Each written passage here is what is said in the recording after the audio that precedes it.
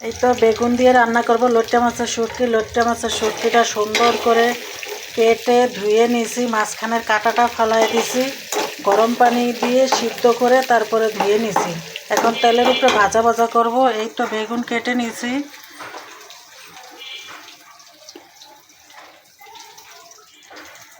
এই তো দিয়ে দিছি রসুনের পেস্ট আর এই যে হলুদ মরিচ, আর দিয়ে দিছি সামান্য লবণ, পরে দেখে লবণ দিব।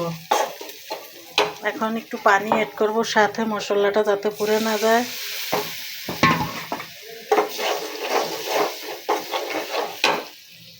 এই তো মশলা সুন্দরভাবে কষানো হয়ে গেছে, এবার আমি দিয়ে দিব বেগুন। বিসমিল্লাহ। এই তো দেওয়া হয়ে গেছে, এবার একটু নাড়াচাড়া দিয়ে ঢাকনা দিয়ে ঢেকে দিব। এক পিস আলুও কেটে দিছি সাথে। এই তো আলু দিয়ে বেগুন দিয়ে লইট্টা মাছের শুটকি দিয়ে রান্না করলাম। এই যে একদম নরম হয়ে গেছে, আর একটু শুকাবো, শুকায় তারপরে নামায়ে ফেলবো। ধনেপাতা দিয়ে দিছি।